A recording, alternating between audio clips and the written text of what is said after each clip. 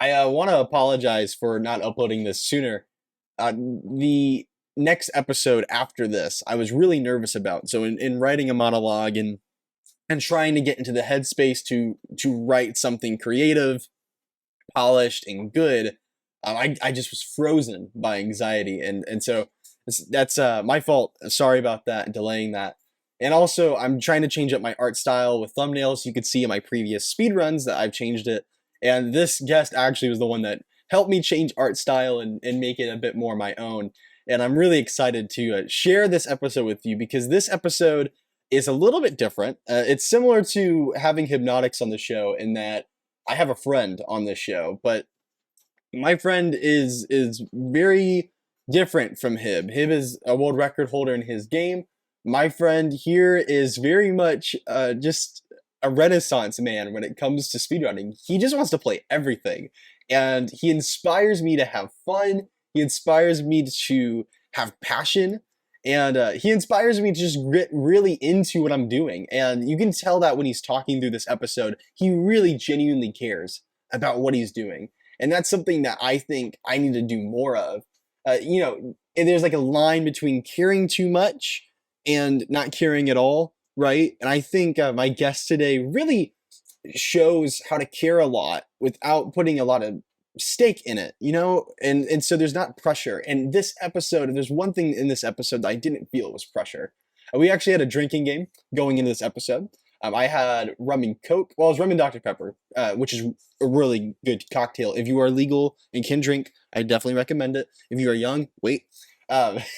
Obligatory law abiding quote there. But also, and he had a beer. And we just took a drink whenever some mistake in the run happened. But we watched a world record run. We didn't watch his personal PB. And so it wasn't like we were getting super drunk, but I just kept going because it tasted really good. And so I don't remember the end of the episode. I don't really remember all the topics covered. I'll probably figure it out in editing, right? But it's going to be a wild ride, I think. And a lot of laughter, a lot of fun. And I hope you enjoyed this episode because it was super fun for me. I hope it's super fun for you. And without anything else to put here, let's get into the episode. Welcome everybody to the latest installment of Behind the Speed, episode 6, I believe. I'm here with a friend today, and I'm super excited to have them on here because this runner plays a lot of games, 19 to be in fact. They have gone far and wide across various communities, various games, and have really left an impact in how they just are a good person and can inspire, I think, anyone to start having fun with whatever game they're playing. Ladies, gentlemen, and humans, please give a very warm welcome to Brandino. What's up, man? Hey, what's up, man? I'm glad to be here, and I'm really excited because, like you said, I run a lot of games, but one of the few games that I would say I'm maybe known for, one that's stuck with me, and one that I've just actively tried to contribute to the community of the most is Conker's Bad Fur Day, which is a platformer, a story-based linear platformer for the Nintendo 64, released as one of the last games for the Nintendo 64 in the year 2001, literally on the border between the 64 and the GameCube. Wow. This game was rated M at the time. Because at the time Nintendo did not want the image of selling an M-rated game, especially one that's like really raunchy and kind of blurs the line a little bit like this, because this obviously is a cartoon, but it's M-rated. There's beer and swearing and pissing and shitting, all kinds of stuff. Yeah, so because Conker's a really good influence and actually sponsored by the Christian Moms League. I'm just kidding. Actually, fun fact, the Christian Moms League requested this game from Rareware. They said, "We love Banjo-Kazooie. Could you make a game where you piss on some fire ants?" And this is what they came up with. Here it is. And so we are actually going to be doing a drinking game alongside Conker. And we're going to be drinking, I'm drinking Kraken Black Spiced Rum. And I'm doing rum and Coke. And so whenever this runner loses time, but we'll get to who this is in a second because it's not Brandino. Yes. We will be taking a swig. We're not gonna be taking shots because I don't want to die tonight. But we'll take a swig. If you want to pause the video for just 1 second. Yeah, totally. Before we really dig into the run here. Yeah. I want to Go for talk it. about just maybe a little bit about the game for those for the uninitiated. I kind of want to give a bit of a backing so people can understand, like, The what is this uninitiated. game? Where did it come from? Like, what's the context? So, like I said, this is from Rareware. Yeah. Rareware was known for making Banjo Kazooie and Banjo Tooie, Donkey Kong 64, some of the most prolific and largest collectathons on the Nintendo 64, some of the largest in general. Yeah. Donkey Kong 64, I think, famously set the world record for most collectibles in a video game with over 1,100. And oh yeah, I don't want to get into my gripes about Donkey Kong 64 right now, but we can get Yeah. into it later. But yeah. So what's funny about Conker? So the like we just said, the games we mentioned are all big collectathons. Conker is a platformer kind of in the style of those games with a similar visual style, but Conker's more linear. It's a story where Conker himself has gotten drunk. He goes the wrong way home one night, and hijinks ensue. All kinds of hijinks. So the game is essentially one bad day in the life of this squirrel just trying to get home. So it's a really relatable story, is what I'm Yeah, hearing. it is. It is. There are some really relatable scenes in this game. Stuff that really has happened to me before, like the time I pushed a giant ball of shit up a mountain made of shit. It was a whole thing. So another thing too, Conker. The main objective in this game, you meet a character. Usually they'll tell you something like, I need a task done. I need you to do this for me, and Conker will do it. And usually, instead of like a collectible or anything, you get money. But the money really has no purpose. You don't buy things with it. It's mainly a story trigger, and that's important. Story triggers are going to are very important to talk about over the course of this speed run. They play a huge role in the fact because the selling point of Conker's Bad Fur Day was not only that the style of game, it was these cutscenes. So this game is kind of a technical marvel. It was the only game on N64, or at least one of the best games on N64 that I'm aware of, where they had full like lip syncing. The game's cartridge, fun fact, is actually heavier than the average N64 cartridge because it has a 64 megabyte sound chip because of how much audio there is in this game compared to the average N64 game. Wow. That's like, and it's like the maximum amount of storage. Yeah. It's like the biggest storage. I remember seeing a fun fact about this game that it was the maximum storage, which is 64 millibytes, right? Something, I think megabytes. I'm not certain, but the point is that it has a 64 MB. Let's just say MB because I'm not sure if it's megabyte, megabit, or whatever. But it's it has a 64. It is the largest sound chip on N64, and as far as I know, it's the only game that has this sound chip. And that's actually how you can recognize a repro cart. Is usually they'll be a lot lighter because repro carts tend to be flash carts. They're not real hardware. If it's real hardware, that cartridge should be relatively heavy, pretty thick. A nice thick cartridge. So getting it on eBay is not like the smartest idea, though. This is okay. So another thing I want to talk about before we get into the speed run. This game is available on multiple consoles. Okay. So the N64 version is kind of it is its own version. There are about 2 tricks that I would say are exclusive to Nintendo 64. Okay. But the time's slower, right? The time's slower on N64. But the time is slower because N64 is incredibly laggy. The game is it's funny. One of the runners actually just recently was making a console differences chart, and he puts on that N64 attempts to run at 30 FPS. Doesn't actually ever really run at full 30, but it attempts to. Wow, that's amazing. It's pretty laggy, and the N64 version, your inputs definitely get eaten more often, especially in laggy places. This is a recurring theme in Rareware games, like waterfalls, and anywhere with water is incredibly laggy. Lots of places with particle effects, stuff like that. Yep. Those will really lag the game. So the game eventually was on N64 for a really long time, and only on N64. It did not get the treatment that Banjo got when it got ported to the Xbox in the 360 days. Yep. But eventually, Rare Replay, a game containing a bunch of Rareware games, came out for the Xbox One in 2015, and that included Conker, which was the first time the game had been re-released, at least the N64 version. There is a remake of the game that was made on original Xbox. Yeah, I remember that Conker Live and Reloaded. I'll talk a little bit about that later because that's also something that's definitely a lot noteworthy with that compared to the game. But for right now, we'll just say it was remade on Xbox. Gotcha. So you want to keep playing then? Oh yeah, but I just want to get that. So you'll see in this area. This area is incredibly laggy on N64. Gotcha. This is one of those areas that there's a huge pit of water below you. There's a big waterfall that's Mm. always running, and you're really high up in what is quite a pretty vertical area. So Really uh, rare you know, aesthetics, rare atmosphere that we come to know from Rare games. yeah, it is very familiar. It's very comforting a little bit to look at because this is like such a lovely visual style that really stuck with me. Yeah, I agree.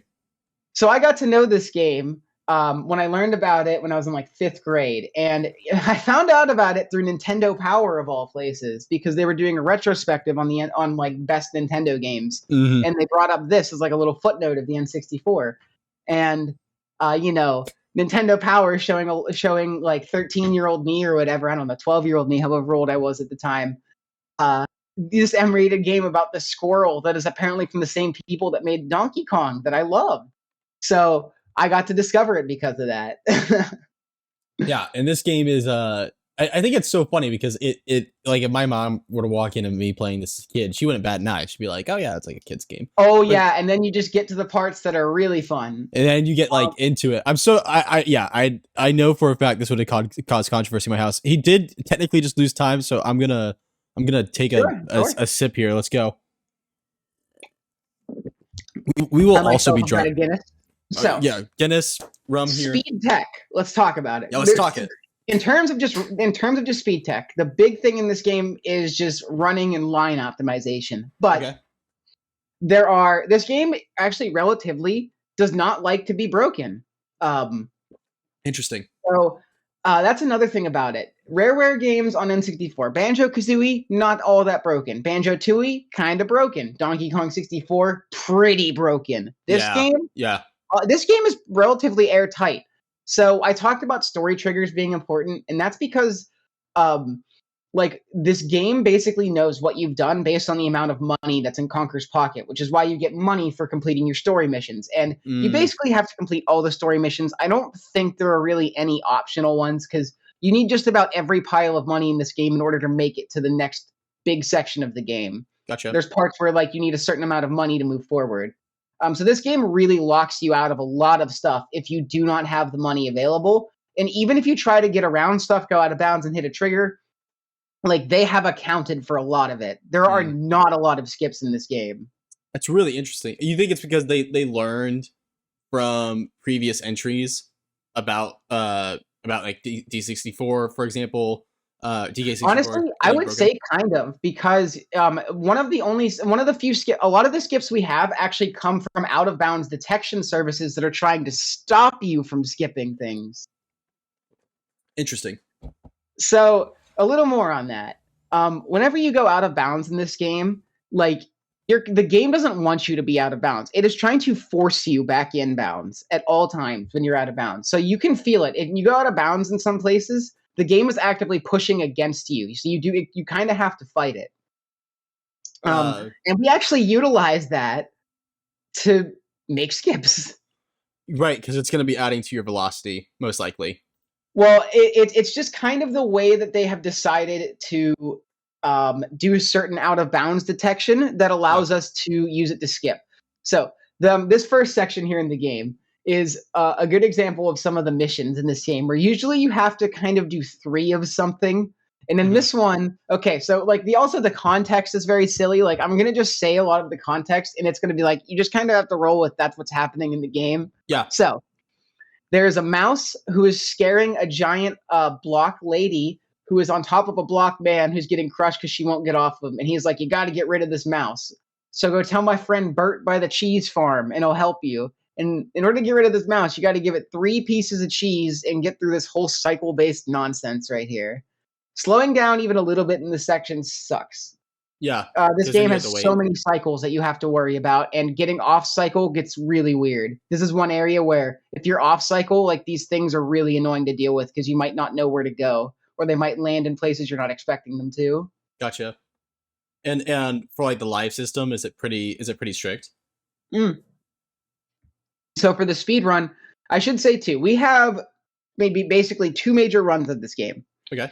There is story mode 100%. That is done from a fresh file. And basically this game has a mechanic where if you've seen a cutscene before, you can skip it with the L button. Yeah. Yep. Sonic Unleashed is a very similar mechanic. So in this game, there's a chapters menu where you can start the game from a chapters menu, like or you start the game from a menu inside like the start from the main menu, and you can skip every cutscene because you've already seen it with L. So Gotcha. this run you're watching in what is the most popular run of the game is chapters, where you can skip every cutscene automatically with the L button, and it is entirely movement based. You just do all of the movement in the game. Gotcha. And then there's story mode, which follows the exact same route as chapters, except it has cutscenes, and that's the difference. Is like the menuing of cutscenes. No. It just has cutscenes. That's the difference. You watch the Interesting. cutscenes. You do the same run, but with cutscenes. So it's just a needless time sake then. Yeah, nobody who runs the game is a huge fan of it because, like, okay, a chapters run, like, for most runners is going to be for like 130 and 130 to 2 hours. Yeah. A story mode run is like like 4 hours minimum for most people, maybe 3.5 if you got a good console or you're fast, right? Yeah. So everybody does chapters. There's still a couple cutscenes that we can skip in chapters as well. And here you're actually going to see the first skip coming up here. So I'll just let it happen and I'll explain it afterwards. Okay. All right. Oh, we're so, gone. We're gone. He hit a loading. So right there, he's supposed to drop down into the barn and fight a boss. There's this big hay guy walking around. Yeah. But somebody. So let me see if I can correct this because I got a list of who found what glitches. So Fresh Toast 2. That's a name that's going to come up quite often here.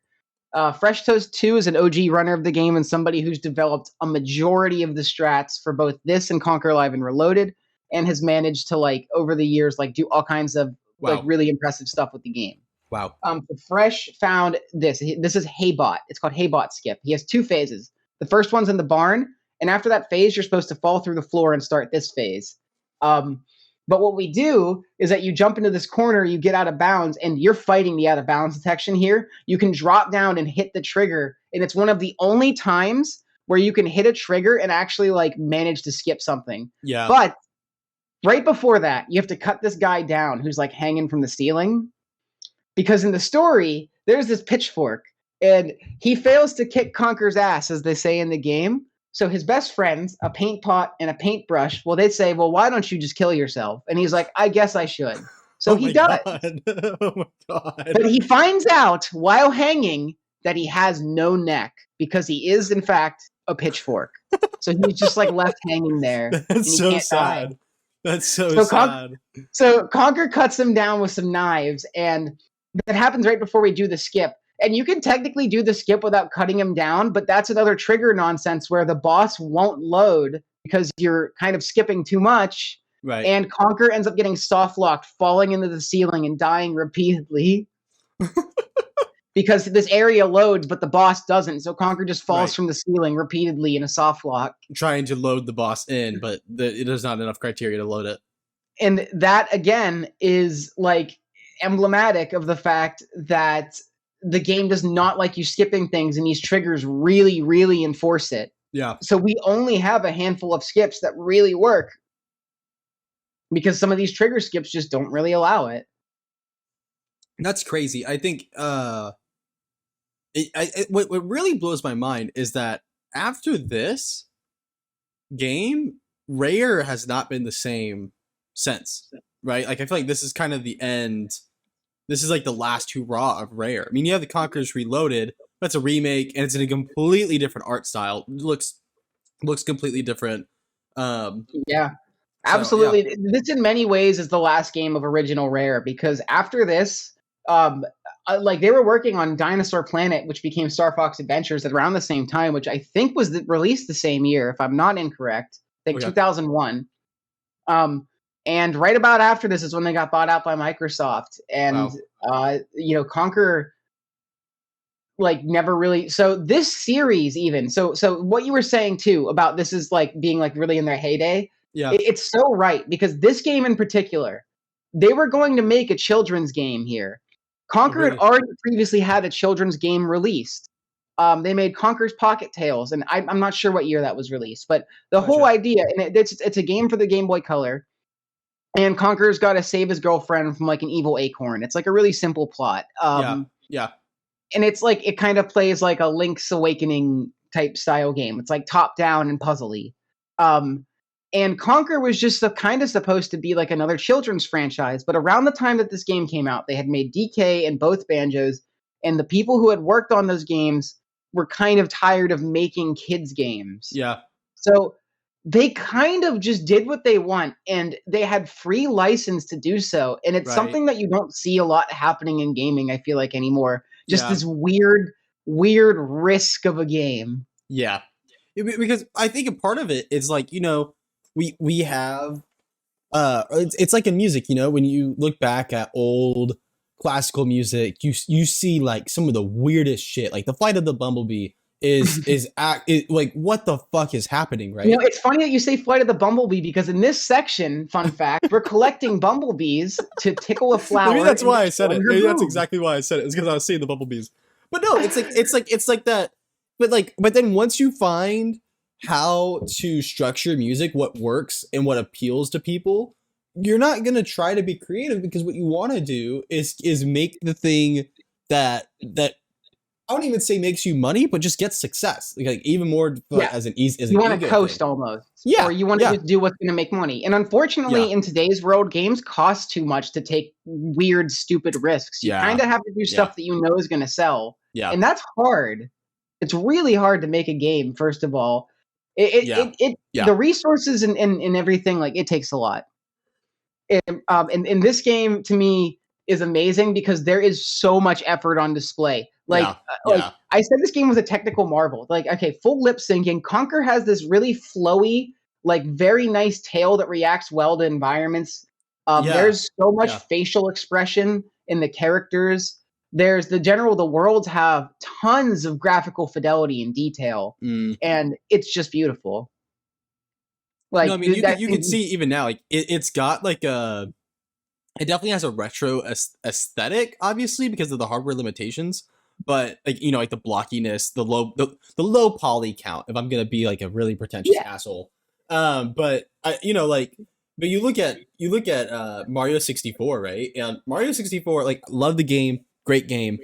Visuals have aged terribly. Wet Dry World is one of the shittiest looking stages I've ever seen. It is literally some Mario 64 levels look like cobbled together from assets that they had. And then they were like, oh, fuck it, let's put a PNG in the background. And like, it kind of worked at the time, but it's not aged well. It's not aged well at all. I think this Conker and Banjo both have this aesthetic to them that's like, it's a little timeless. I would agree. I would totally agree. Obviously I'm very biased, and I love the Nintendo 64 personally. I think a lot of these graphics have their own style and charm in the way that, like, stuff like 16-bit graphics does, and this game is no exception. Where, oh my god, there's so much on display. I love that this game in particular has so much effort on display for the pee pee poo poo squirrel. That's the craziest part. Okay, so let's talk about he just killed that cow, though. In the game. Oh, it is. Okay. This is terrible. If you didn't notice this, okay, Sip, he just lost time because the bull misbehaved. This bull. So in this section, what's happening? So let's talk about the story. At this point, you meet a dung beetle who says, I need you to get these cows to poop. And that is what you are doing. So you get them, they come out into this yard. You prod them a little bit with the bowl so they go drink prune juice, and then they go shit on top of a grate. And then once they're on top of the grate, you kill them so that the next cow can come out. You're doing this because the dung beetles really need this poop, I guess. Yeah, I mean, it makes sense. It really does make sense. I love how you're just committing murder. No, I mean, I think one of my favorite things about this game is that Conker does very casually terrible things for seemingly just because people are like, hey, squirrel, do this. And he's like, all right, I'll do it.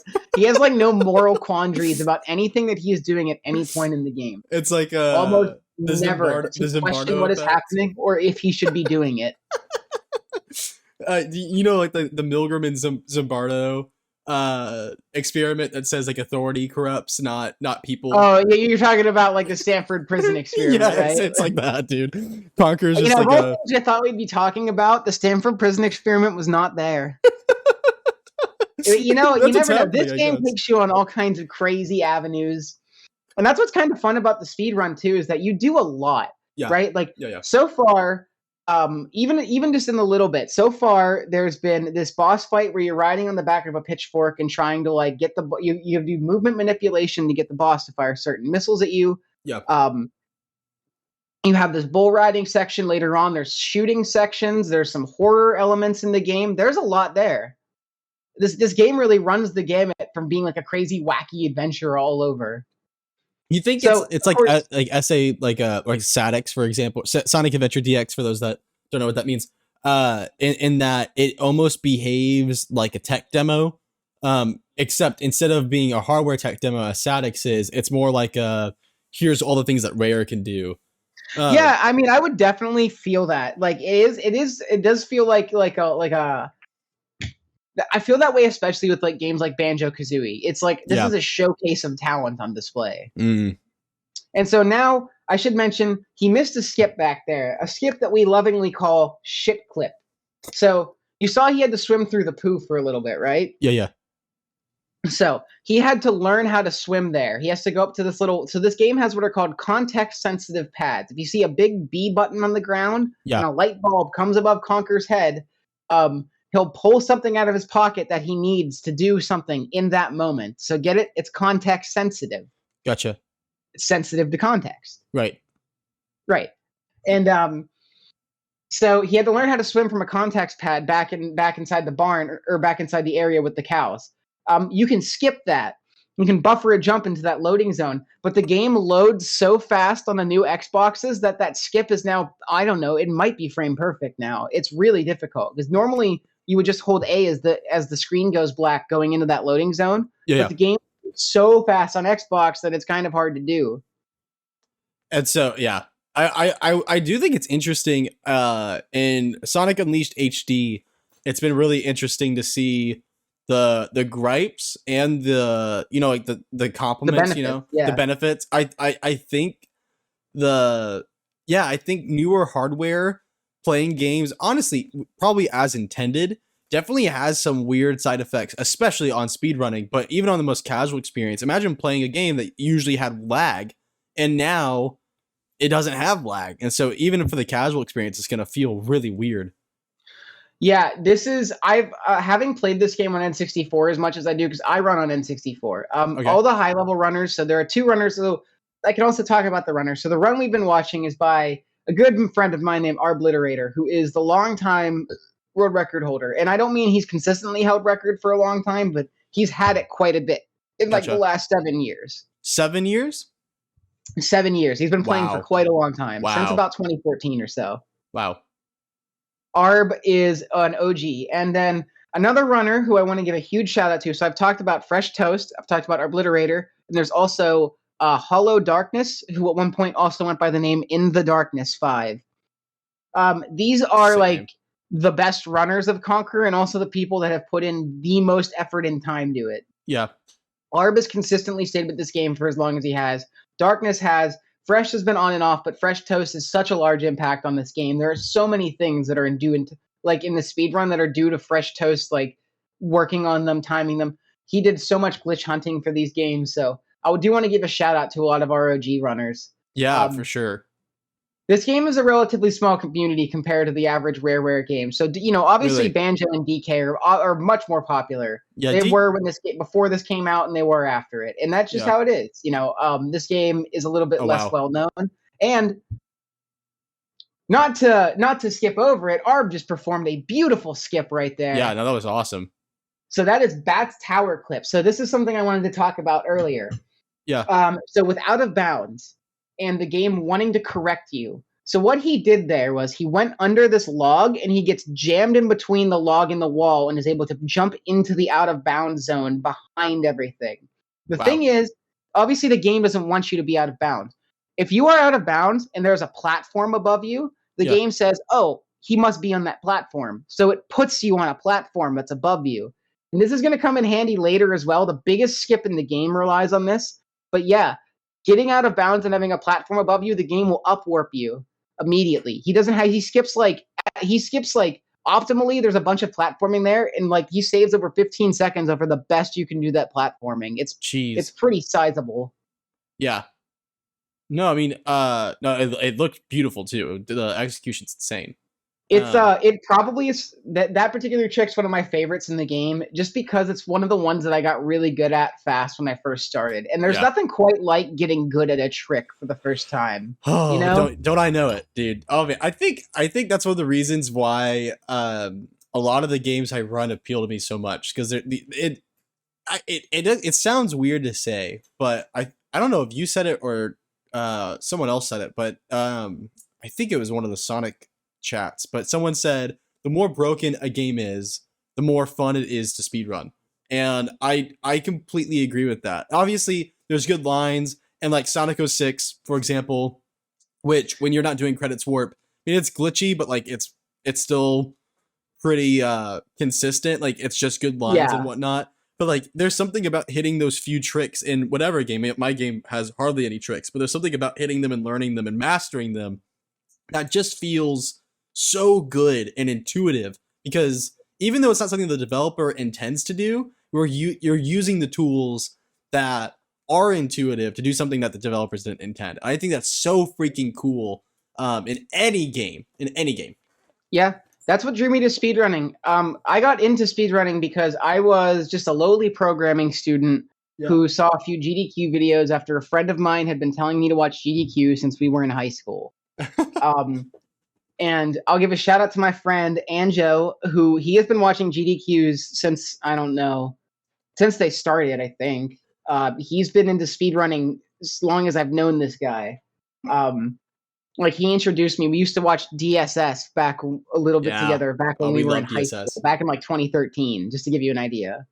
DSS is like one of your guys. I remember we were in I forget whose chat it was, but it was someone's colors chat, and DSS was in it. I remember you were like, "Oh my god, it's DSS." We were all like, he's a celebrity to me, man. He's inspiring, and that's another thing too. That's a speedrunner I really admire, because he's somebody who knows these games inside and out and is able to recite the glitches and tell you why they work and what's important about them and everything. Like he is so good at explaining. He's so measured. He gets great responses. Somebody that I really look up to as a speedrunner, and in general, just like as like glitch hunter. You know, he's so cool. Yeah, so he is an inspiration for me. I do have a question for you with that though. Is go ahead. With because you just got your master's in computer engineering, right? Something in software engineering, but yeah, software engineering. And so you are really knowledgeable in learning and doing like programming stuff. Sorry, the alcohol is starting to hit. So I may lose some words, but but has that impacted you at all with glitch hunting, or was it the other? Okay, yeah. And how has that impacted how you view games? Because I've tried software stuff. I've tried looking into computer engineering. My brain is not wired like that. I wish it was, because I wish I could just look at the fucking code and be like, all right, here's how this game works, and I'm gonna solve Unleashed, or any game for that matter. But what would you say, like, how has that impacted your view of games, and how have you practiced that going forward into speedrunning? Okay, so there's like two parts to that there. So like, how does it affect me in games? Like I said, it's one of the reasons I'm speedrunning, because I talked about DSS and I love him as a glitch hunter, and that's why I was so interested in speedrunning at first, was hearing people talk about games like they were a program. And that's around the time that I was learning how to program, and I had a pretty decent understanding of how programs worked and how games. So like you start to understand that, and you start to understand how games are a program, and then you understand that programs aren't always well written and can be abused, and there's all these things that you can do. And also, like, speedrunning kind of and that stuff expanded my mind about the things you can and will try in a game. Like if something is easily spammable and like has a lot of applications, maybe it is something that's kind of fun to keep using, and you shouldn't limit yourself to, because you could do all kinds of cool stuff with it, you know? Yeah. And like it partially is like one of the reasons that I just am here. I was so fascinated by glitch hunting and the way people did it and how people knew the code of a game. I can't say I've looked at the code of a lot of games. So if you're aware, I think you're aware, but like a lot of games, people get to see their code through a process called decompilation or decomp, right? Yeah. And that's a very difficult process. It's actually something that I've done, not for gaming, but it's something I've done as part of my academic work in programming, like practice with decompiling. And this is a game that I would love to decompile. I know it's something I know how to do, but it's something that's so daunting and so difficult that I don't know where to start. Oh yeah, Um, I actually do have a question with that too. Conker's now drunk, by the way, and he's gonna piss on this guy. okay, yeah. So Conker needs to get drunk here and piss on these guys. Um, because that's what happens in the game. This section is a great example of a section that is much easier on Xbox and N64 because on N64 this is a bit laggier, and also the aiming is just much worse. On an N64 controller, I could see that just being abysmal. Oh, and Arb gets really good RNG here. So this boss can face one of three directions when he starts, and he faced the direction that faces Conker, so he immediately charged Conker to be attacked. And yes, this boss has very large balls, and we beat this boss by hitting his balls with a cinder block repeatedly, in fact. And if you watch, Arb is going to the right here so that the boss will turn each time towards the next area where you trap him.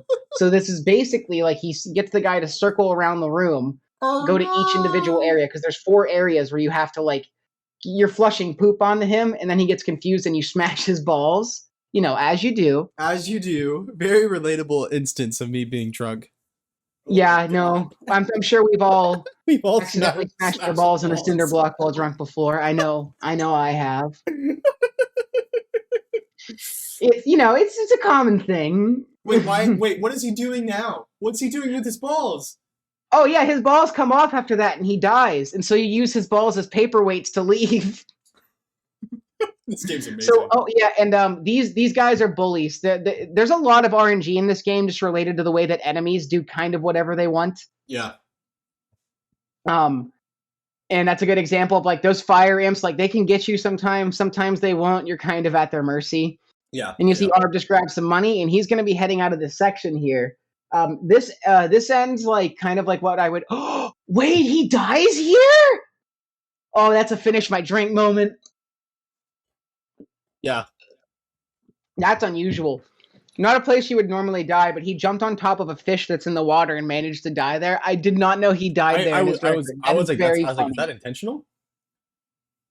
That is not a very common place to die. So it's very funny that that's in a record of all places. But I will say this. This is not a game that you get a clean record of. Really?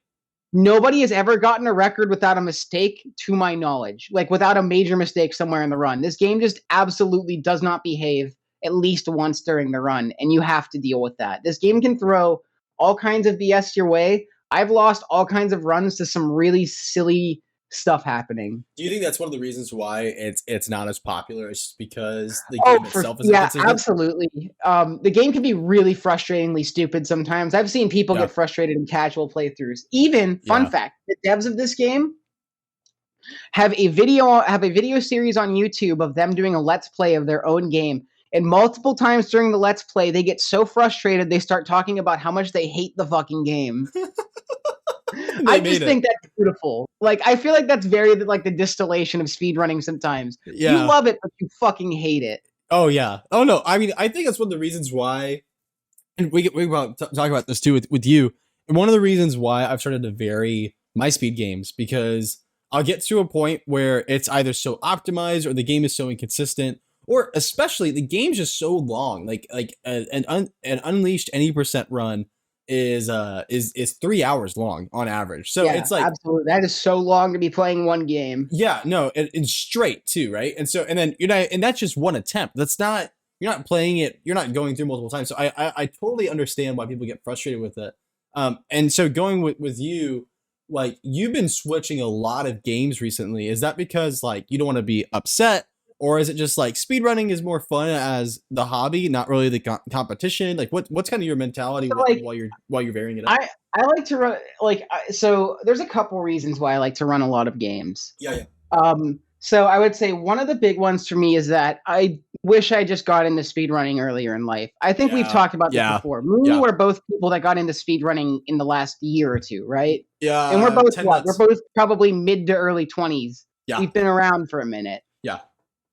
It's kind of weird to run into people who have been speedrunning for years and are the same age as me, or even people that have been speedrunning for years and are younger than me. And I kind of wish that I had just been doing something like this sooner, because I was like, I have such passion for it. I wish I could have been on the ground floor of some of these games, or at least in an earlier time where I could have helped, like, develop the meta myself, you know? Yeah. So some of it I do consider just making up for lost time. I Mm. wish I was speedrunning earlier in life, and I'm gonna just try to run as much as I can because I don't know how long I'll be able to do this. Like it's Yeah. difficult as an adult to maintain a hobby, especially one that you want to stay dedicated to. Yeah, totally. It's difficult enough. Like there are like when you work a 9 to 5 job and you want to stream. Like okay, I run into this dilemma a lot. I work until 5 most days, and then I get off at 5:30, and then I go, okay, I need to eat, and I want to get on stream by like 7:30, about like 7 at the latest. And there's some nights where I end up lagging behind, and I just end up not streaming because I'm like, oh, you know what? I just too tired from work, and or it's like I'm about to go to bed. Like yeah, bro, it makes me feel old. But the reality is that like there's just especially too, it's like when you do a lot of work stuff like this, it's hard to maintain a hobby that requires such passion and dedication. So one reason that I switch a lot of games too is that I want to be able to experience a lot that I've been interested in, which could be a lot of stuff. There's a lot of Sonic games that I've always wanted to play. Rareware was a huge influence for me in speedrunning. I started with Banjo, and I love Banjo-Tooie is still one of my favorite speed games, even when it annoys me. Yeah. Because it's one of those games that's really frustrating when you're doing it, but you really love when you're not doing it. Yeah. Yes. I completely understand that. Yes. And Conker to me was the first game that I ever really felt like I got good at.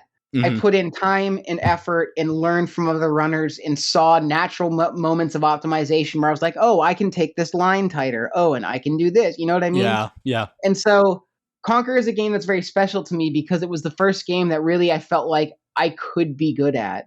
It's when I started to really feel confident in myself as a speedrunner, and that's why it stuck so heavily with me.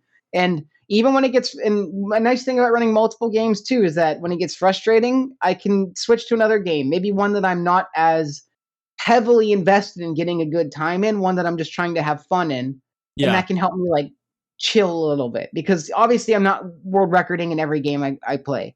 That's a really monumental task for anybody to think that they could ever accomplish. Yeah, I mean, getting a world record in one game is hard. Even if it's like a non-competitive game, dude, like some people go through like a year or two season where they just give their all to something. Yeah. And when they give that all, it's hard to beat that because that requires mastery, that requires skill and talent.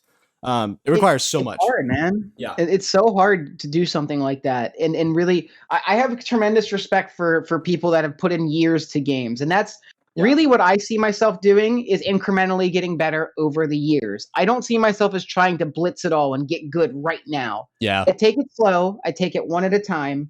And I just like to get a little bit better. See those opportunities to improve. And, some people are better at improving than me, and that's fine. Yeah. I'm okay with that. I've made peace with the fact that I will be beaten and have been beaten. Yeah. And that's okay. Like I just got to do my best. And what's most important to me is improving my PB just because it's like, I just want to be decent, at the end of the day. Which, I think that's something that I especially need to be okay with myself. I think there's that weird part of me that's a perfectionist, right? And that's the fun part about speedrunning is that it actually leans into that as a positive that I'm a perfectionist.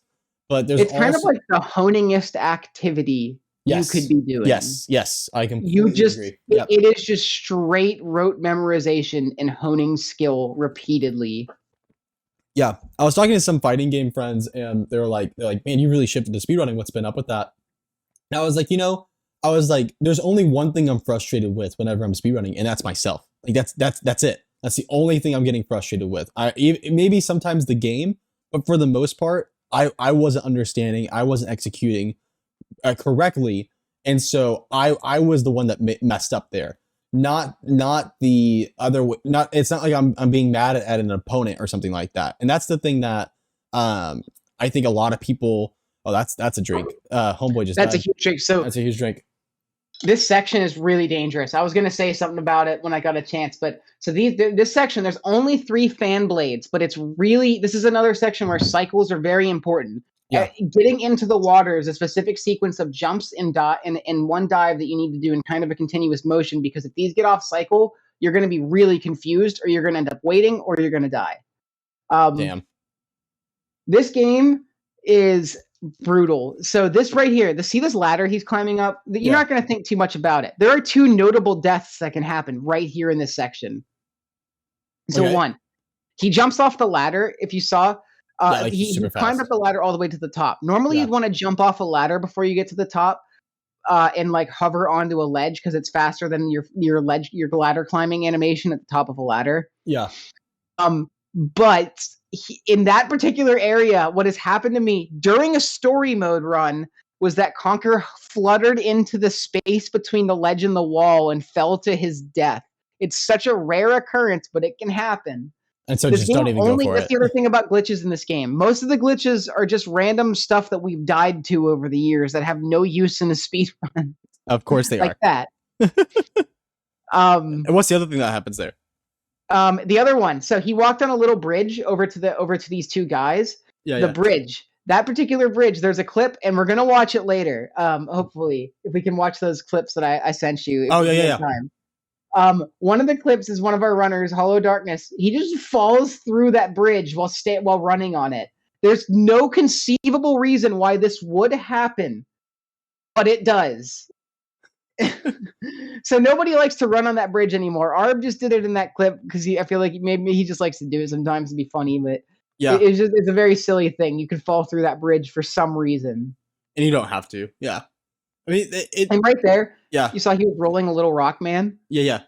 And you're outside of like a nightclub, and there's a bunch of drunk patrons that try to attack you while you're rolling the rock man. And that's another case of like NPC RNG in the game. Like they can come up and start trying to smash you while you're rolling this rock. You can get bullied by like 4 at a time, lose up to 30 seconds just in that part.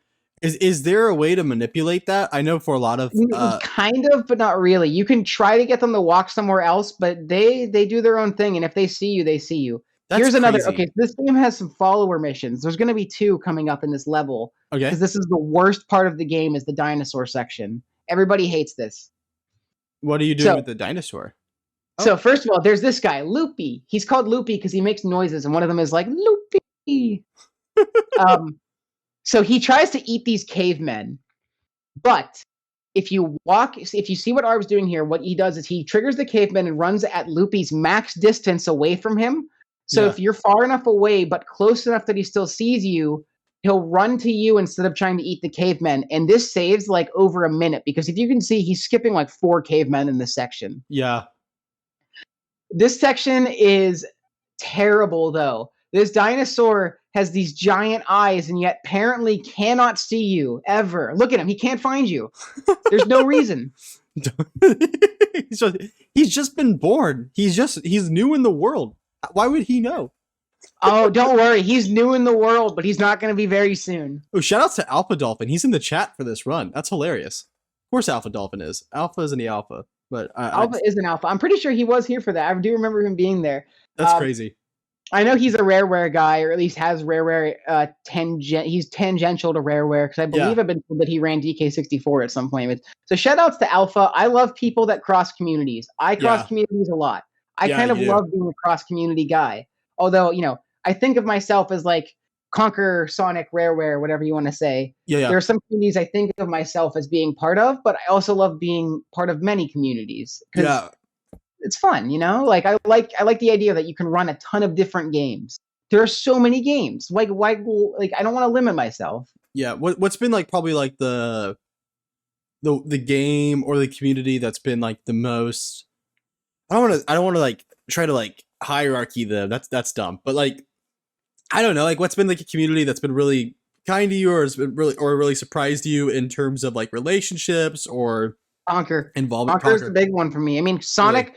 I expected to meet a lot of people through Sonic. Yeah. There's a huge fan base of Sonic, but Conker was more of a wild card, and it's one of the reasons I stuck with this game is that I just made some good friends from the community. Arb and Darkness are 2 very good friends of mine now. And there's other runners, like a guy named Trouser, and then there's a guy named Willow, and another guy named Isaac. Like, there's a very supportive, smaller network of people that play this game. And I love interacting with them, and I love interacting with people that love this game, because this game is something special to me. It's something that I was kind of obsessed with for a little bit as a kid when I first discovered it, because it was so weird, Yeah. And that was the weirdest thing about speedrunning at first, is I realized that there are so many people who had the same childhood experience with the same games as me. And it's like, in a way, you're like, I'm not unique for it, but everybody has a unique experience at least. It's deeply personal. It's deeply Yeah, personal. exactly. It's very deeply personal. It means something to everybody. Yeah. Yeah. I think that's Follow something that. mission number 2, by the way. Oh, really? Right after the first one. Are they worshiping you? Oh, that's so Yeah, nice. so the cavemen hate you until another caveman dies and you put on his skin, and then they worship you as a god. So now you can get in. You're going to go there. He's going to a nightclub. And you can't get into the nightclub because they don't allow sneakers. So here's these drunk patrons from earlier. Now that you've got kind of your posse with you, you're just going to kill all the drunk patrons, and then they'll let you in. Nice. That's exactly how I got into This is an another exclusive club. I mean, yeah, like anytime I want to get into the club, I go outside and start hitting people with a frying pan while my friends all jump on them with their giant stone clubs. This is the thing that people do. If you haven't done this, I'm sorry, but you just haven't experienced being a night at the club, having a night at the club. It's a deeply American experience. That's why Rare made this. Well, Rare's British. Oh no! I knew I was teeing myself up. I was like, fuck. I would say it's also a British experience. I've definitely British heard experience, my fair share of stories. Oh my god! Oh my god! So, why is she welcome to the rock. Welcome to Rock Boobs. What? Rock boobs. I know for a fact. This club is called Rock Solid, by the way. Somebody's sexual awakening was this level. I do not doubt it. Rare games have a lot of they put boobs on a lot of things in rare games, or generally it just makes you wonder how horny were some of these designers. Conker is the purest distillation of some of the adult themes that they decided to put into other rare kid centric games. But Conker is where they just let loose and just did it all on purpose. Yeah, for sure. And the other ones are oh, okay, comically big boob lady and Donkey Kong, or and Banjo especially. Oh, Banjo has a couple of those. Yeah, but it's funny to me that that's a tactic. Oh yeah, so in this part you need when you're drunk you pee, obviously, so you need to piss the rocks in the holes. This section is Rng Hell. The guy that he pisses, and the last guy there's 3 rocks that he's gonna piss on. The first rock and the third rock guy have RNG positions that they can be in. If they're in a bad spot, you could end up losing your drunk cycle. So let's talk about what's going on here. Are they drinking his pee? You're on a cycle. The only thing, just like in real life, when you're drunk, the only thing that stops you from being drunk is time. So when you're drunk, you're on a full cycle, and it has to run out. Okay. You see here, he's just standing and pissing because he needs to wait out the drunk cycle so he can sober up and start the next part. Gotcha. And when you get drunk, you go from being drunk, Conker becomes hungover, where he'll walk really slowly and vomit if you try to jump. And so you need to clear your hangover by going to a hangover a station. And so basically, if a rock guy is in a bad spot, you can end up wasting your entire drunk cycle having to walk hungover to the hungover station, then get drunk again, piss the rock into the hole, and then wait another drunk cycle. You lose about a minute. Yeah. If you lose a drunk cycle in Rock Solid, and it's very funny to say a thing like you're losing a drunk cycle, but that is actually what's happening. You're on a timer from the moment he's drunk, and if they're in bad RNG positions, you're screwed. This guy doesn't move though. Okay. This guy is consistently in a position, but these rocks are very touchy, and if you piss on the wrong part of them even a little bit, they'll start to go all out of whack. I've had them literally turn around on me while being pissed on. This guy right here loves to be in the wrong spot, and he loves to move as soon as you start pissing. So then you're on the wrong spot. Arb, of course, is a pro. He effortlessly pisses on the rock. He's got no problems. He's practices IRL. Yeah, no, I think we all have, really. I mean, this is a regular night at the club. Right. Regular night at the club in over the pond, and also in the U.S., of course. So after being in this club, Conker finally gets to meet with his girlfriend again, who doesn't recognize him because he's wearing the wolf skin on his head. Yes. I have changed outfits. Okay. And she's with a mafiosa boss who wants Conker to kill all of the cavemen because they're bad clientele for his nightclub. Makes sense. So in this section, you're running a bomb to a certain spot here. You're on a timer. And so this mucusy part, he's about to go into a mucusy mouth. This always makes me want to clear my throat. Yeah. Oh gosh. Um, literally, just looking at it makes me want to clear my Yeah, throat. no, it's just So all so gross. Oh my god. this is another stage where it's all cycle based. You need to hold. If you do not hold forward from the moment you enter here, like the cycle is always yours as long as you're holding forward and just do not stop here at all. If you try to stop, the cycles will be so screwed. Gotcha. And he's heading into the hardest part about the game, one of the hardest sections of the game, and also he's going to be doing a really cool skip. This trick this sucks. next section, Conker races some cavemen on like lava hoverboards. Interesting. Yeah. Again, another night at the club. Another night at the club. Another night at the club. They stole his money. He needs it back. Right. So this section, there are 3 cavemen that you need to kill. When you kill the second to last caveman, you're moving around a track here. Yeah. The track will transition into like a different lap. There's like you'll see there's an area that's gated off to the right. Yeah. And that gate opens up and another gate closes when you kill the second guy here. So he's trying to do a trick called lap skip where you kill the second guy. Basically he's trying to do very specific movement to kill the second guy before the lap transitions, and then he's going to get to the third guy here. You saw he just had to jump over the gate. It was literally rising after he killed the second guy. Yeah. He kills the third guy, and he doesn't have to do the third lap down the alternate path. Nice. So that's called lap skip. It is the hardest trick in the game. People who are world record holders that have played the game for like 7 years, like Arb, can't do this consistently. It's really difficult. So how big of a world record are we watching here? Like how this big? is he's about so this is he gets a this is a 122, so he gets a like a low 122 here, I believe. Yeah. This is a pretty decently sized world record. This is after the series console had come out and they were optimizing it down. Yeah. Because he had been grinding on Xbox One X for a while. So okay, now let's talk about some console differences for a second. Yeah, go for it. So we did the math. We frame counted the loads in the game. Wow. Every load in the game has been frame counted on all 3 consoles. We have a whole spreadsheet that tells us which is 4 consoles. This game is available essentially on 4 consoles. It is the N64.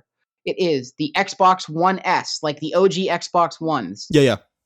The Xbox One X, which is an improved version of the Xbox One, and then the Xbox Series consoles. It is on those. Yeah. So on Xbox One S, or Xbox One S saves about 30 seconds in loading over N64. It's not very much. It's actually pretty interesting. It's mostly straight emulated. So the loads aren't really all that improved. It's just that the game runs more stably. Gotcha. Then Xbox One X saves a minute over Xbox One S. Wow. So already we're about a minute and a half over N64 with the second console. So somehow they improved loading times by over a minute from one Xbox One to the next. And then the Xbox Series console saves a minute over One X, saving in total about 2.5 minutes in loading over N64. This is just loading. We're not talking about lag, which that's like hard to really calculate the time that it saves. Yeah. But it's minutes. The N64 world record using really current strats by ARB is a 126, I believe. Wow. If it's a 127 flat. And the Xbox world record is a 122. So about 2.5 minutes of that is loading. The other you can assume is mostly lag. And also there's some there's some N64 exclusive tricks because on N64 you can recalibrate your controller to cause the game to over-register certain inputs and make things behave faster. Interesting. So in that section with the hoverboards, that's the good example. Yeah. On N64, you have to hold forward there to go fast. On N64, when you recalibrate an N64 controller, yeah, what happens is, and that's legal, right? That's legal. It's literally a thing you can do. You just press LR and start and hold a direction, and it'll recalibrate. Or don't hold any direction, and it'll recalibrate so that your neutral position is the neutral position of your controller. Wow. Right? Okay. Gotcha. Yeah.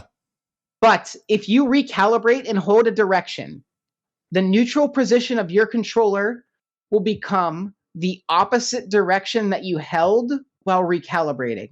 So if you recalibrate and hold down, your neutral position will become as far up as it goes. Gotcha.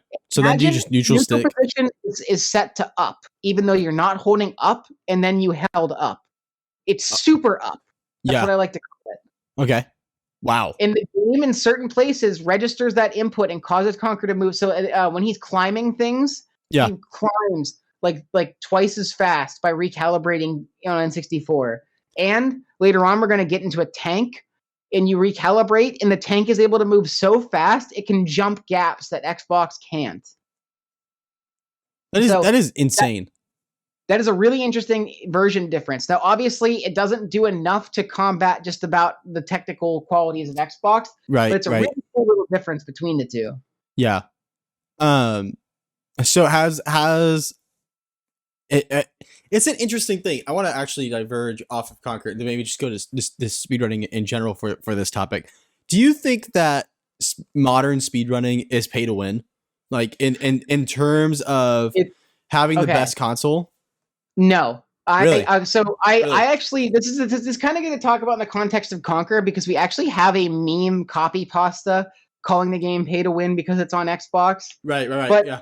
Like here's the gist of it. Yeah. Yes, a couple things are a little bit easier on Xbox. Like there's certain camera flips that aren't ugly, like the game flips the camera on you. Like some of those are fixed, and in general, the technical performance is better. You still need to be able to play the game. Yeah. You need to be able to functionally be as fast as the people that can be fast on Xbox. Yeah.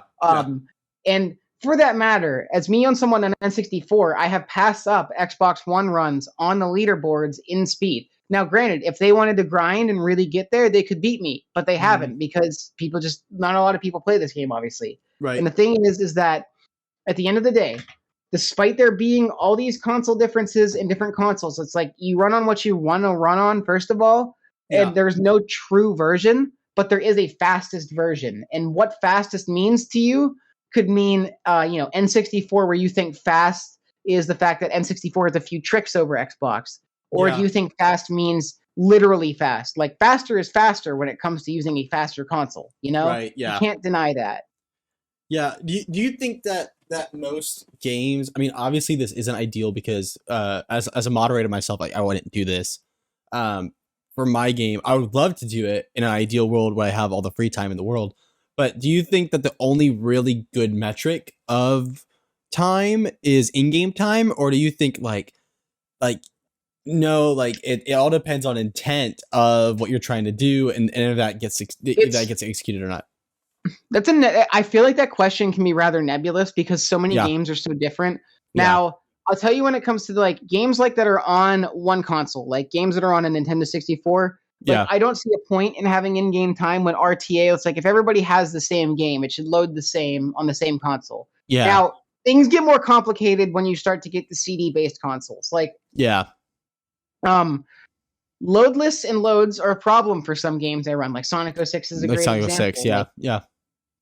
Loads are a problem in that game. They're a problem at a high level, and they're a problem when timing a leaderboard, because sometimes people with faster loads can pass up people who have better gameplay. Yeah. And that's partially because their Xbox decided to load faster that day. It's not, or they have it's completely up to the console. It's not really up to the level of play. It's like basically RNG at this point. Yeah. But at the same time, I don't know. It's such a difficult question.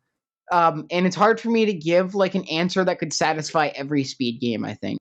Yeah. Really, I am a true believer in timing the way that works for your game the best.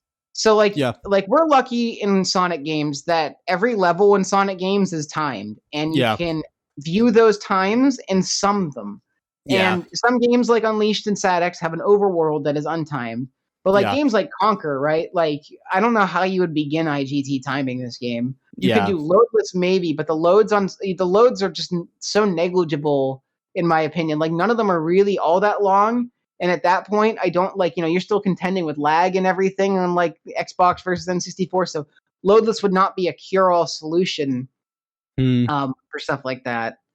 Yeah. I don't know. It is very tough. I am a huge champion of loadless for games that are on very inconsistent or have inconsistency about the loads. But in varying consoles, that yes, there is an advantage to it, but it's not It's not enough to completely throw a leaderboard.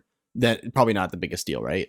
So Yeah, this game did recently start to get split by a leaderboard, but we kind of went a route that satisfied two ends of the aisle for people that didn't want it split and people yeah, that did. yeah, We followed the example of Paper Mario 64. So if you're okay. unfamiliar, I'm their unfamiliar. Yeah, leaderboard has that game is on several consoles. It is on 64, Wii VC and Wii U VC, and all of those okay, are kind of different versions from each other, gotcha. but it's still the same game relatively. So what they do is they have an all tab and then they have individual console tabs. So you can see how does every console stack up, and you can also see how do the individual consoles stack up. And I think that's a good way to do it. I was always a fan of keeping everything on one board, but I understand that there are legitimate reasons to not want games that are play so differently on different boards. With this game, what I always said about it was just that um, the runs are fundamentally identical on both consoles. There's those two tricks I mentioned, but they're negligible overall in the grand scheme of things. It really comes down to the difference in technical performance, not about glitches. It's not about what's been patched. They are the same game fundamentally. So it's hard for me to want to see them split because it's like, okay, well, if everything's in the same board, you can filter by console if you want to see individual console leaderboards, and you could see how everybody stacks up because it's not perfect. There are N64 runs that beat Xbox and vice versa, Right, you know? but they're more or less the same. It makes sense though. Yeah, and It is a very difficult and controversial issue, and it's yeah, one that I think is very hard to satisfy everyone on. And I yeah, completely understand why there are so many schools of thought. yeah, yeah. It is difficult. Leaderboards in consoles are maybe some of the most drama I've seen emanate from a lot of speedrun communities. It gets very hard to process and sort sometimes, and unfortunately, there's also a lot of personal feelings tied into that kind of stuff that gets in the Yeah, mix, and that gets yeah. unfortunate. I think that's been the weird part for me as a speedrunner is that when I first came to it, for me, I mean, up until recently, for me, I saw this more like esports, which is a lot more professional. I love my esports community, but like I would definitely say they're more professional relationships. That's just how they They work and have how, donors and sponsors, and it's more common to see people doing like business moves. I right. feel Yeah, like you're doing business speedrunning is moves. really just a collection of misfits. Yes, yes. And so I think that's been the weird part for me as I've gotten more into it is like, no, like most people are friends. Like it's not business things. I think there are business opportunities. Like obviously starting this podcast has been definitely different.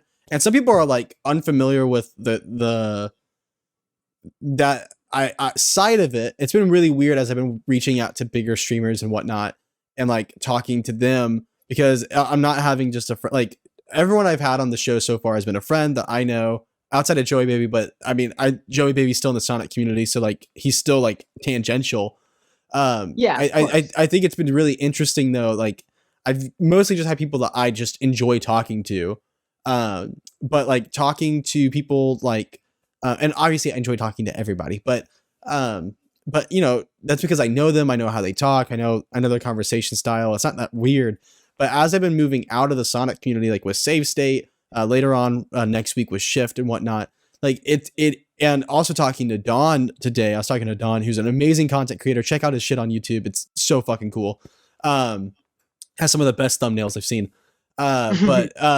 It's been interesting talking to them because I've been figuring out like I think that is a transition in speedrunning. I think speedrunning is transitioning to from a bunch of misfits who, you know, are mostly, I would say on average, like 17 to 20 something years old.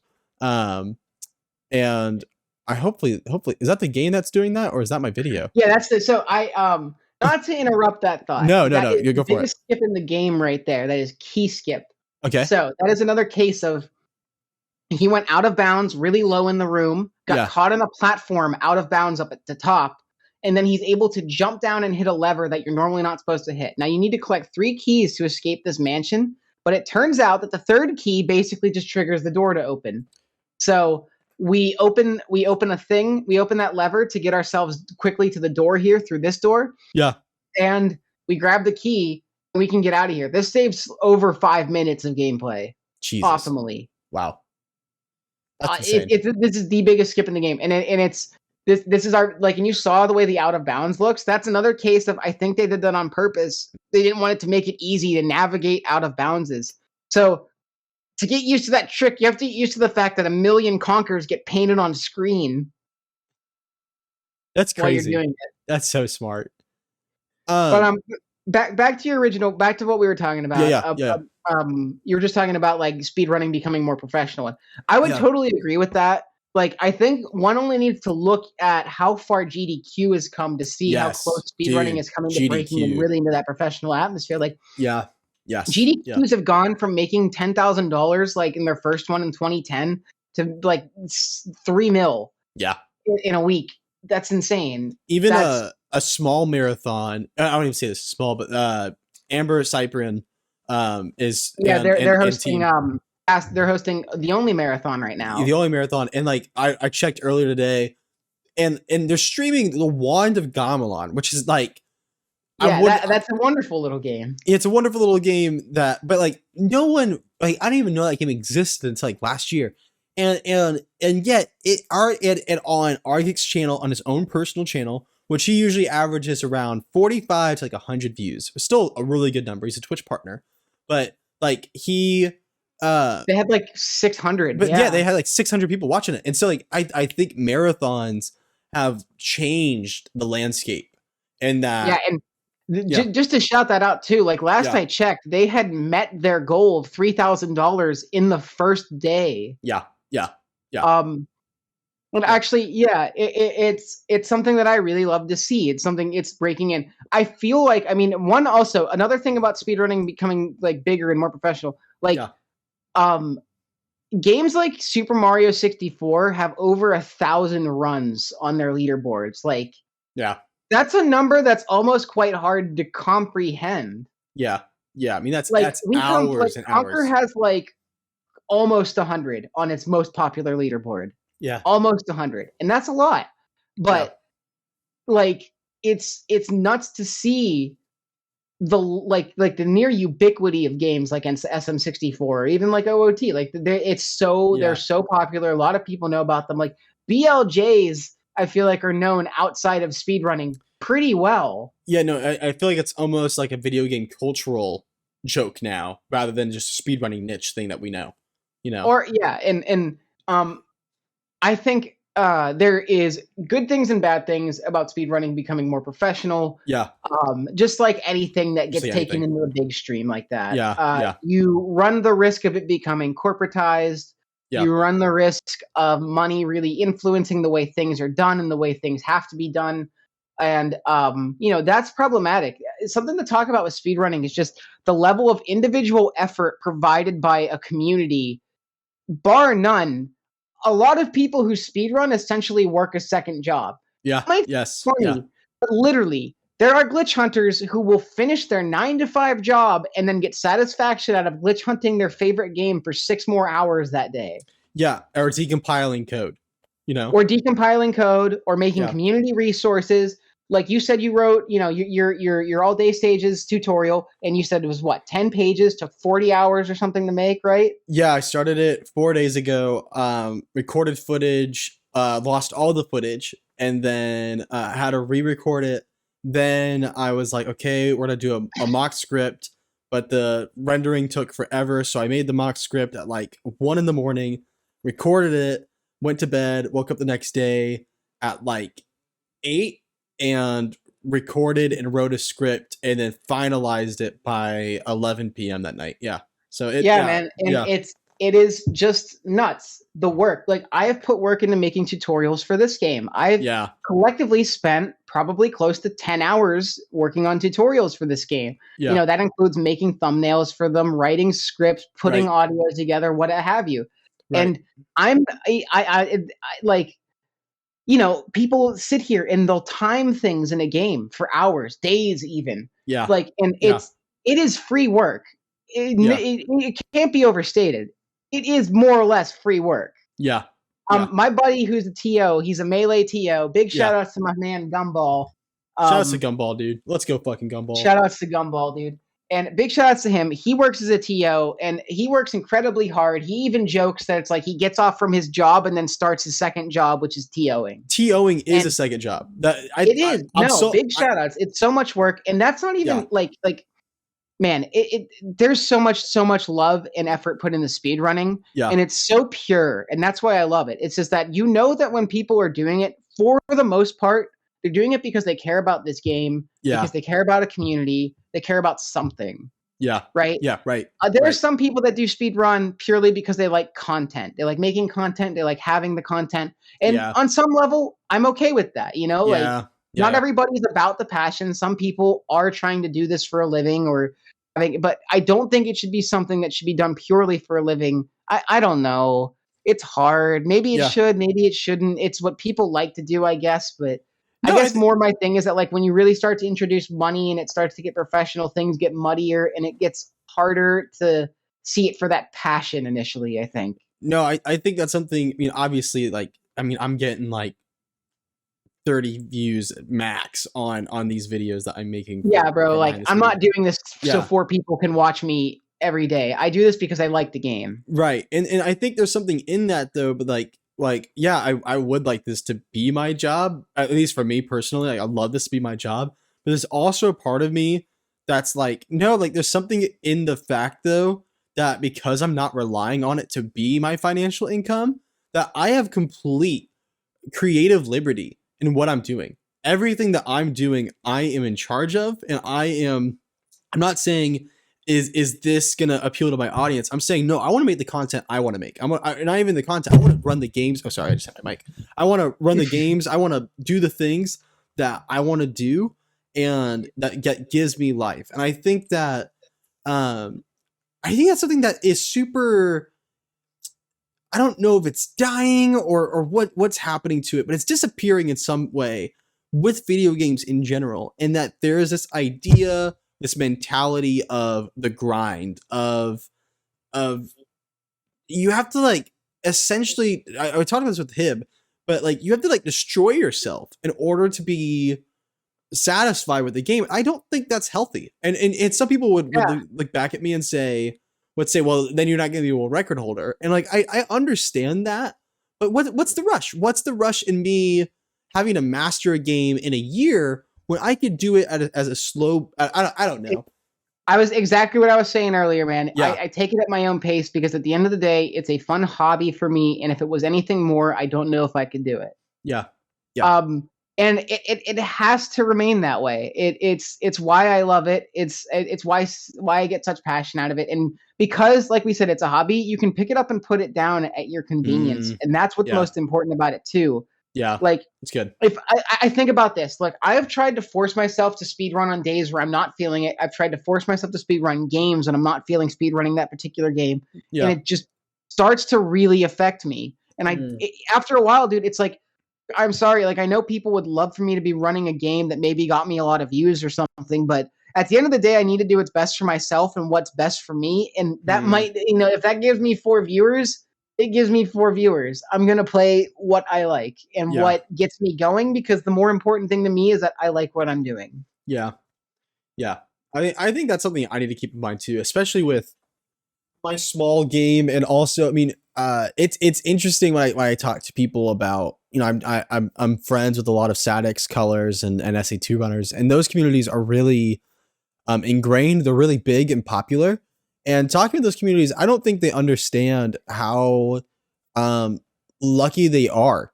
Because dude, I think all the time about games like Conker, where there's a few of us that put in all the work and passion. Right. And if there wasn't, I think about like, what if I think about like, what if Arb or Darkness wasn't putting the work they were in this game? Like it wouldn't be where it was. Right. Because we don't have a lot of people coming in.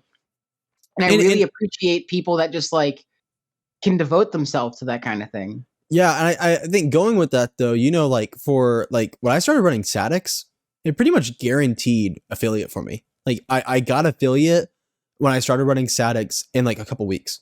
And so it was huge, and shout out to the SADX community, but like there's something about that, and that's not just my story. That's a lot of SADX runners, Sonic story runners, 6, excuse me. And in a lot of different games is that there is a easy, not an easy way. I don't want to say that as in like it's free, because it is work. It is work to come in and stream and get those things consistent. But like there's so many talented people who come into the smaller communities that don't get recognized, that don't get those things that can boost their confidence in what they're doing. Like getting a follow or getting a sub does such a huge way and not like in anyone else's eye, but my own eyes, to legitimize what I'm doing. And I think a lot of people don't understand that. I can understand that too. Yeah. I feel that too sometimes. Like when I first got a Twitch payout, Yeah. and like I had this moment of like I played games on stream a few days for the last month, and I got paid for it. Right. And I was like, it was such a weird process moment, you know? Yeah. I was like, this is weird. I made money from this, you know? Like it was like a concept that was so hard to wrap my mind around. And for a lot of people, that's just like expected. And I think for smaller communities, that's not the case. People are doing this, and people are still speedrunning. There's still a lot. The majority of speed games are done solely for the love of it. And I don't know. Conker really is the blood, sweat, and tears of a smaller group of people, and it's a beautiful thing. Yeah. Like, okay, for instance, here's a good one. So over the last year, we got together and we were like, I wanted to help improve the resources since I had started to get good at the game. And I was like, okay, I want to share my knowledge. I want to share all the knowledge we have.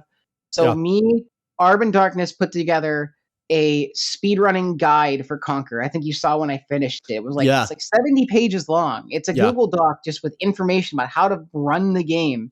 Every bit of information we thought would be important to include, and like little GIF examples of glitches or a little tech we do. And it really, like, finishing that, like, okay, I just want to give a shout out. So I helped start it. Arb and Darkness contributed a lot, and then Arb pretty much blitzed the entire ending by himself.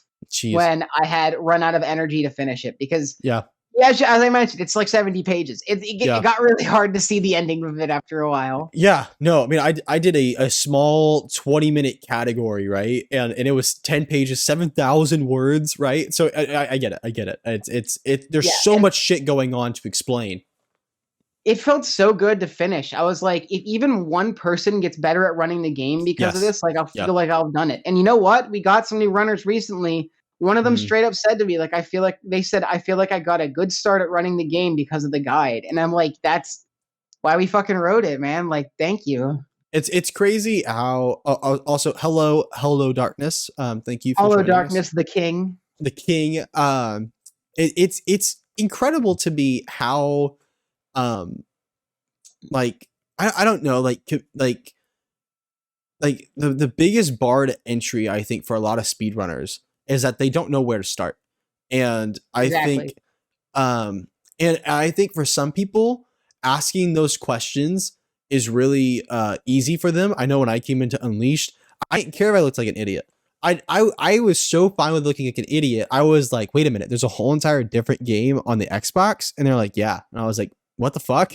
so like I know that some people, though, they don't want to look like that, and I think a lot of communities, a lot of smaller communities, I don't think in terms of growth, which isn't important, but I know for me, I love my game so much. I want other people to play it, not just because I want competition, not because I just want a community, but because of the fact that I know there are people that are interested in it and they don't know where to start. And I think making resources as a smaller community, where these huge communities have guides and tutorials and whatnot, whole ass wikis and websites. The cutting edge floor has like a whole entire Bible about these games for all of them.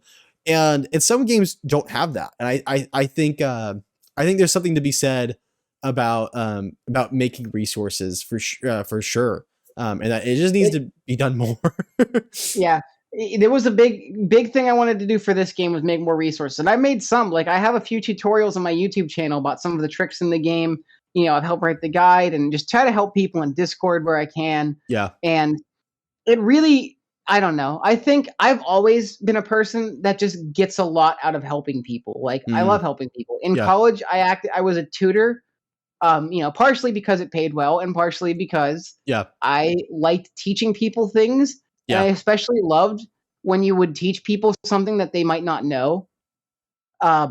And like they get that little, you get to see somebody have a eureka moment where they put it all together and they're like, oh, I get a thing now. And you're like, I am glad I could be the arbiter so you could understand this thing. Yeah. It really means a lot to me. Yeah, no, I think that's like one of the most fun parts about it. And for me, I've not been like a teacher in that. It's more like, for me, it's more glitch hunting and stuff like that, or just finding shit in general, or trying to explore something with somebody. I think something I was talking about with another runner the other day. I was like, one of the reasons why I love speedrunning so much is that we get to explore something in its depth, and that's something that is isn't done often anymore. Because it's so easy just to like we're such a non-attentive culture now. I don't want to get too deep into this, but like we're so easily distracted. And so when it comes to really getting in to sink your teeth into something, that's a privilege. And I think speedrunning is just that perfect thing that is both, that has enough variety but enough depth that we can really sink ourselves into and kind of just explore. I think that's why I really liked it. But you know what? You know why I started speedrunning too? Yeah. One of the more simple explanations that I would give sometimes about why I started speedrunning. Yeah. I was playing Banjo-Kazooie. I finished the game. I had a great time. And I was like, I kind of want to keep playing. Yeah. And so I did. I found people that played the game. I got with them. I learned how to speedrun it. Had great experiences speedrunning it. It's not a game that I run. I don't know if I would consider myself a Banjo-Kazooie runner anymore. It is the first game I learned, and it's a game I grinded like when I started speedrunning. I think I'm more of a 2E guy nowadays. Yeah. But it was just that experience of like, I have this game I like, and I want to learn more about it, and I want to find out more about it, and I want to talk with people that like it. Yeah. And that's cool. Like, yeah. It is so cool to me. Okay, when I grew up, I loved Sonic Adventure 2 Battle, down to the dumbest details I would talk about for hours and hours and hours, like people's upgrades and everything. Yeah. And nowadays, it's so normal that there are so many people I know who could talk about SA2 much longer than me. Yeah. Who know more than me. Right. And it's so crazy that I like went from like, oh, I don't know anybody that likes Sonic games to like, I know this whole community of people that is dedicated to understanding and loving the Sonic games and like obsessed. Yeah. Yeah, totally. And it's the same with Conker. It's like Conker was a game that I loved replaying all the time because there were some times where it was just really fun to replay. And then it's like, once I got a chance to speedrun it, it's like, wow, it's so weird to me that I can share this game that means so much to me with people that it means just as much to, or even more. Yeah. And I had these moments where I was like, I cannot believe I get to run I get to play one of my favorite childhood games. And it's like, it's almost like it's different every time. Yeah. No, because it is different. Because when you is like you're playing the same game, but you pretty much have a different experience nearly every time you play it. Right. And that's what speedrunning is. It really gives you that that whole new perspective on games. Yeah. Exactly. And so I do want to ask you this question. We brought up way back. I'm coming back to this. I want to ask about this idea, or not idea, just the desire for a lot of people to get into, like, I know for me, this is actually more just a personal question for me. I remember I didn't like decompile the game, but like I downloaded all the ones and zeros, the binary, the hex code of a game, and of a game in like Dolphin and whatnot. And is there a lot of steps to go from there, or is it like, is there a pretty straightforward process in decompiling? I mean, it's like straightforward, and like I could say what you need to do, but it's difficult in that there's a lot of creativity involved. So let me just if I can give like a window, like a outsider's perspective looking in on what decompilation is. Yeah, so, tell me that. Yeah, games are programs, right? Yeah. When a program is being compiled, what is happening is that you are breaking the program down into from a high level language like Python or Java or C. Yeah. You're breaking it down into its base like machine code, stuff that is literally runnable, like you said, like the arbitrary executables that would make up a game. Yeah. Now, that machine code has patterns from the creation of it, and you could actually reverse engineer those patterns and use what's called a disassembler, something that would show you the contents of your lower level system, like your assembly software during the game. It shows you what's that, and that's like, it's really hard to explain that stuff without going too scientific about it. But basically, you can do a lot of work to figure out. You see that there's this value, right? Yeah. So the game has what are called registers, which are these. They just kind of they're things to hold values in memory. Yeah. You notice that for some reason during this section of the game, when you're taking out this item, there is a value 0xBEEF, 0x beef, right? 0x beef is moving in and out of register V0 for some reason. Yeah. And you go, what is that? You do some digging, you find out what that is, and then you start to go, where else is this value? And then you start to say, what else could this value be? How is this value manipulated? In which ways is this value touched? How can I find it? And you essentially take that assembly code and work backwards and rewrite it in a higher level language. So when decompilation happens for a game, it's you are watching the hex code or watching the memory viewer, right? And then you'll test out all the variables to then figure out the higher language and then make that higher language yourself. So like for the literally, yeah. Okay, so like I said, the process of compilation, not decompilation, but compilation is taking a high level language, breaking it down into assembly, and then breaking it down into runnable machine code. Gotcha. The process of decompilation is taking machine code and reverse engineering it to create it back in a higher level language. That's fucking crazy. You are essentially piecing together the puzzle that is the video game from its most basic elements. And that's like that. That's like a 10,000 piece puzzle, right? Like this isn't easy shit. Thousands of lines of code. Games are extraordinarily complicated. Yeah. But that's like at a glance. That is what decompilation is. I've done work in a little bit of decompilation for school before, and so that I would love to try decompiling a game. But it is. How long of a project is that if you have like a full-time job? It is a project. You basically become the source of knowledge of a game. Games like Mario 64 and Zelda have a dedicated decompilation community where, I don't know if you heard recently, but OOT actually OOT is in the process of being decompiled, or was recently one of the versions of it was completely decompiled. Wow. As well as SM64. And big shout outs to this guy in the DK64 community, Balam, who has done a lot of decompilation work for DK64 to figure out the origin of glitches and find new stuff. Decompilation takes dedication over time. It's not something that you can just piece together. It takes a lot of work and skill and just bashing your head against the wall to understand what the hell the code is doing. Yeah. You could see a value being pushed in and out of a register like 10,000 times before you start to realize what it could mean. You know, you have to piece it together. Context can take forever to come around. Yeah. No, this is a game where we know a lot about it, but everything we know about it has been through our interactions with it and nothing more. Yeah. It's not with actually knowing the game itself. It's with, we don't even have a task for this game, really. So we don't even know, like in a task, like what's fastest. Yeah. There are now, from what I understand, people have tried to task it in the past, and the game desyncs. We have like one or two sections of the game tasked. Yeah. But unfortunately, we just don't have a full task, and that's unfortunate. But it takes a lot of work and it's a lot of skill, and it's just as difficult to expect somebody to be able to task the game as decompile it. Yeah. Yeah. No, it's an effort. I think there's a lot of things to be done.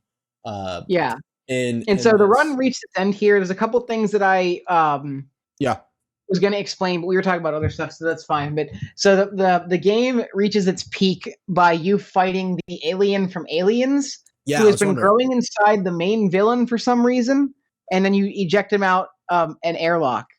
And the game ends very differently than it starts. Yeah. No, I mean, it looks different. It looks like we're at the end of Star Wars here or something. Yeah, you're literally, because the game is also like, what drew me to this game as a kid was the level of movie parodies in it. Because how often do you come across a game that has like movie parodies as part of its plot. Yeah, you had like the Matrix and whatnot. There's Matrix references, there's Alien, there's Dracula, all kinds of movies are referenced.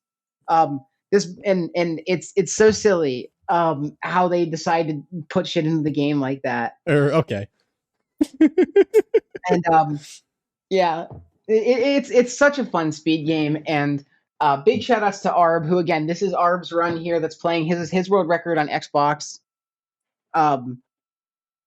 This I've been watching them lower the game since it was a 125 or 26 on Xbox One X, and now we're at a 122 on the Series console. And I really, truly cannot believe the level to which this game has been tweaked lately. Yeah. Like Arb and Darkness have been driving it down, and Arb specifically set new world records in Xbox and N64 within weeks of each other. Jeez. Before a few weeks ago, literally a couple months ago, the fastest time on N64 was Arb's 130 like 50 something, and that wasn't a great run. And currently his N64 record is now at 127. He shaved off over 3 minutes off of his run from the movement improvements he's gotten over the years and other stuff. And yeah, it is so optimized now that both consoles are comfortably sub 130. That's insane. Which is crazy. That's insane. My record, or not my record, because I don't have any kind of record, but my PB, rather. Personal record. Yeah. Personal record, I guess, is a 140 flat. I have been working towards a sub 140, but this game at a high level has lots of RNG that I've talked about, and a lot can go wrong. And especially on N64 is rather punishing in ways that Xbox is not. Like certain things just like are more punishing because it's like, more inputs get eaten by lag or something. You know what I mean? Yeah. I get so it makes it a little bit harder to get a better time.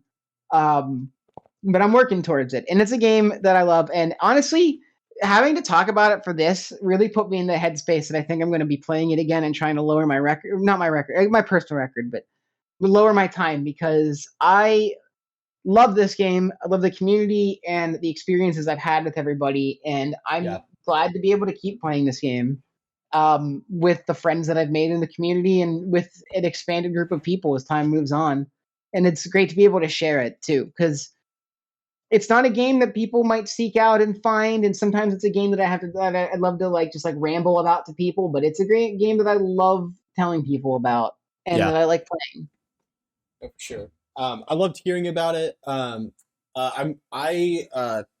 For drinking this much and also eating, I made a really poor choice in eating from the local ramen restaurant today. Are you full? My bowels are about to explode. So I am going to, that's a great way to end this episode, I guess. But, this game is the perfect game to talk about. I was like, you know what? Like, if I'm going to talk about shit, it's probably going to be with this game. But sometimes I feel you, man. Sometimes you just be pooping. You just gotta poop. So I'm gonna go take a shit, Brandino. Before we go, where can we find you? Where can we watch you run this game? Watch your tutorials, all those things. Let me shout out a few links here at the end. Yeah. So if you yourself have watched this episode and somehow made it to the end and you've decided, hey, that scroll game looks kind of fun. We love new runners. We will do whatever we can to help people. We have a very nice community. It's a smaller community.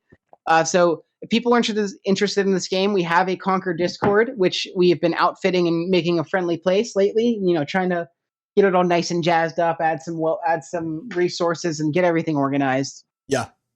Our Discord, you can find the link from our speedrun.com page. I want to give a shout out to two runners, Hollow Darkness and Arbliterator.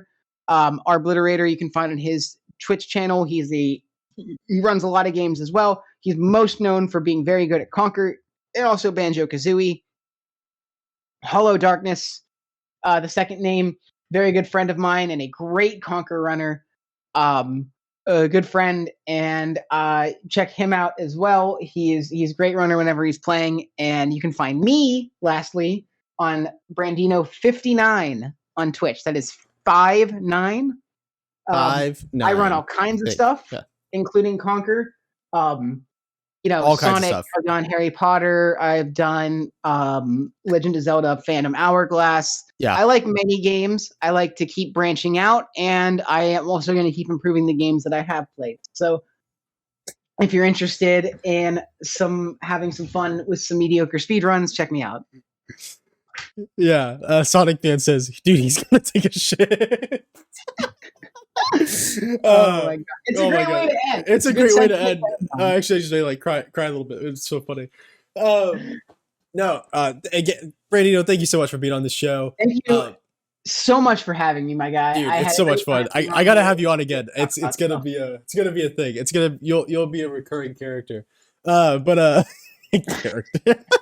Appreciate that. They may die off in like season 7. Who knows? Oh no, dude! Are you already planning my arc? I'm planning your character arc. Bro, you got to let my arc develop. You don't even know where we'll be by season 7.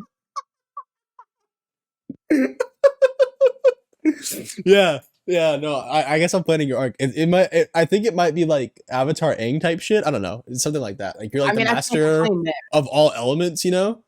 Something like that. I don't know. He like dies. He dies a peaceful death. Like he dies from old age. So I don't think it's that bad.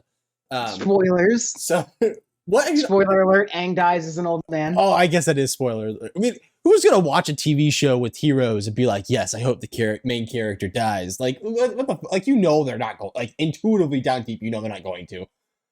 Yeah. Anyway, but all right. Thank you so much for being on the show, man. Thank you all for watching. And we'll be back next week with a guest Shift. He has agreed to actually raid my channel as we are broadcasting. So we will have quite a few people in this channel, more than usual. We're going to go from like 5 to like 10. I think his audience is about 200. So we will... I think it's got to be at least 7. Yeah, at least 7. So maybe 8. But yeah, I mean, obviously, if we do the raid, who knows who's going to stick around. But I'm excited for it. It's going to be super fun. I'll see you guys there. And business will be handled in my opening monologue. If you want to find where to buy a t-shirt or how to financially support the stream, I will break that down in the monologue. And this video should be up by Sunday, depending on how bad this hangover is, because I have drinking a lot. Yeah. All right, man. Do you usually rate anybody off of the end of these? No, I don't. But we do need to. We need to rate somebody because I usually don't. I could make a suggestion. Yeah, let's make a suggestion. Who are we rating? Okay. Looks like a good friend of mine is running not Sad X, but Sad C. Sad C. What's that? So Sad X on Dreamcast. Gotcha. Ooh. Sad C. His name is Vito Amiibo. I'll type it in your chat here. Yeah. Let's fucking do it. Raid him. He's